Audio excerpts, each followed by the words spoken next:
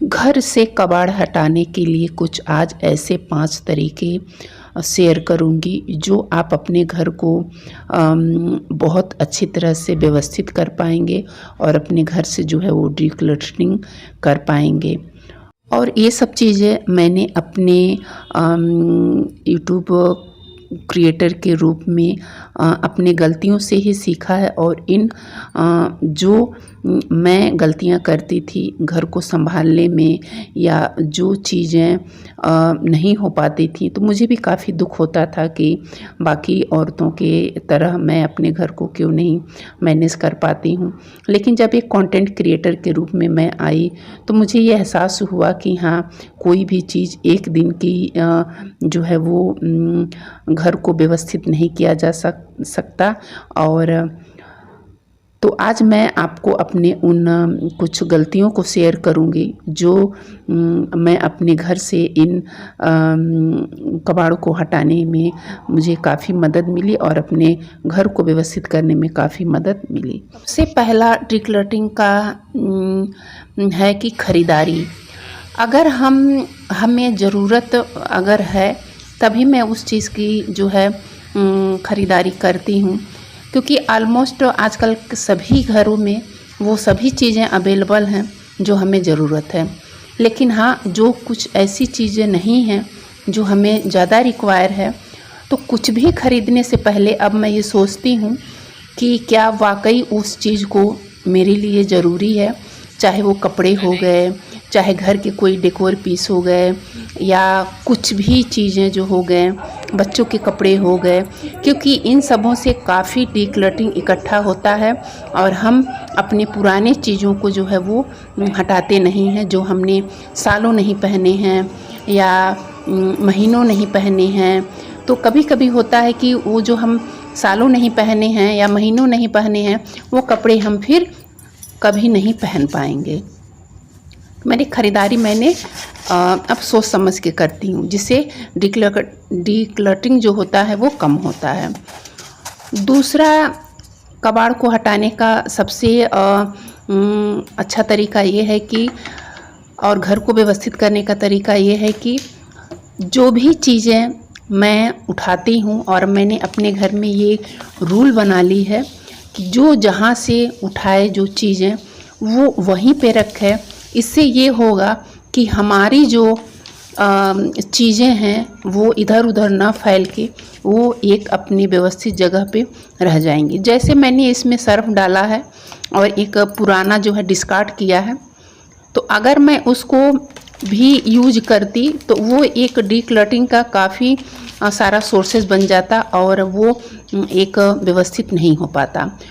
तो जो है पुराने को जो है मैंने डिस्कार्ड कर दिया है, और ये जो नए मतलब पुराने वो भी ही हैं, लेकिन वो अभी अच्छे हालत में है, जिससे मैं इसको रीयूज कर रही हूँ।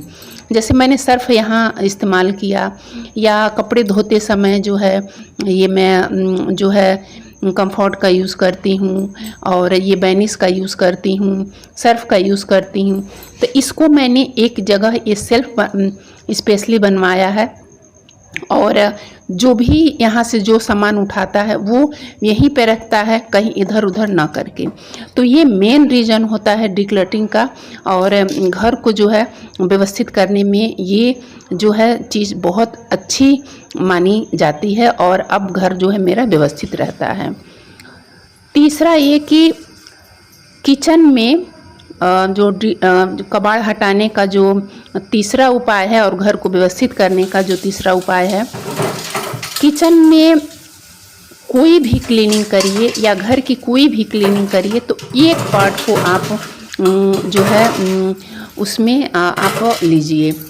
कोई भी चीज़ या घर की कोई भी चीज़, सिर्फ किचन का ही नहीं, कोई भी चीज़, बस आप एक चीज़ लीजिए अपने किचन के लिए या घर के लिए, कोई भी पार्ट एक बार चुनिए और उसको उसी समय उसको ख़त्म करिए। पहले मैं भी क्या करती थी कि बहुत सारे रूम को मैं जो है डिक्लटरिंग या उसकी क्लीनिंग करती थी, तो मैं बहुत ज़्यादा थक जाती थी, जिससे मेरे काम अधूरे रह जाते थे और वो नेक्स्ट डे भी नहीं हो पाते थे। और तो इस तरह से जो मैंने कुछ चेंजेस किए हैं और इन जो चीज़ों को, तो उससे जो है घर व्यवस्थित भी रहता है और हमारे घर में जो है वो कबाड़ भी इकट्ठा नहीं हो पाता है। क्योंकि अगर हम एक साथ कोई भी घर जो है व्यवस्थित करेंगे या उसे डीक्लटरिंग करेंगे या उसकी क्लीनिंग करेंगे, तो सारी चीज़ें इधर उधर तो वो मुमकिन है कि होंगी ही होंगी। और अगर हम उनको उस समय अगर थकावट के कारण अगर नहीं कर पाते हैं, तो आप देखिएगा कि घर कितना मेसी लगता है, कितना व्यवस्थित लगता है, जिससे जो है हमारा जो मेंटल लेवल है वो थोड़ा सा काफ़ी हाइपर हो जाता है। और अगर उसी को हम छोटे पार्ट में अगर करते हैं तो वो आप देखिएगा कि जो हमारा व्यवस्थित जो घर है वो भी व्यवस्थित रहेगा और जो हमारा जो भी चीज़ हम उसको क्लीन किए हैं वो भी हो जाएगा।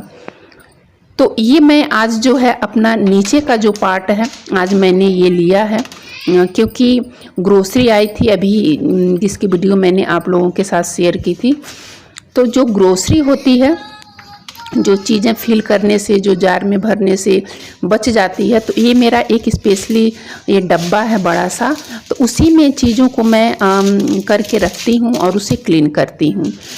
और जब भी ग्रोसरी आते हैं ये मेरा काम रहता है। और उसके साथ साथ जो नीचे का जो पार्ट होता है या जो डब्बे होते हैं, तो उस एरिया को क्लीन करने में मैं उसको कर देती हूँ। तो इससे ये होता है कि क्लीन तो होता ही होता है और जो डिक्लटरिंग इकट्ठा होती है वो भी नहीं हो पाती, क्योंकि जो हम चीज़ों को इधर उधर करते हैं तो उसी समय उसे क्लीन करके मैं तुरंत व्यवस्थित कर देती हूँ। इसे मुझे बाद में नहीं सोचना पड़ता कि हाँ उसे हमें फिर से करना पड़ेगा और हमें थकान भी नहीं लगेगी। तो इस तरह से जो है हम चीज़ों को जो है अपने घर से कबाड़ इकट्ठा नहीं होने दे पाएंगे और हमारा जो घर है वो व्यवस्थित रहेगा। तो उसके साथ साथ सारे जो डब्बे वगैरह हैं उसको भी मैं क्लीन कर देती हूँ। नीचे का जो पार्ट है सारी सामानों को हटा के उसको एक वाइप मार देती हूँ गीले कपड़े से, जिससे जो है ये क्लीनिंग एकदम डन हो जाती है। तो मेरे कहने का मतलब ये है कि कोई भी पार्ट आप अपने घर का उठाइए, कोई भी पार्ट, तो उसे क्लीन करके और उसे व्यवस्थित ज़रूर करिए, जिससे आपके घर में डिक्लटरिंग या जो कबाड़ होता है वो इकट्ठा नहीं होने पाएगा। तो इस तरह से जो है ये बहुत ही बढ़िया ये चीज़ें होती हैं और आप भी अपने घर में इन रूल को अपनाइए और इन टिप्स को अपनाइए, जो आप अपने चीज़ों को व्यवस्थित ढंग से कर पाएँ।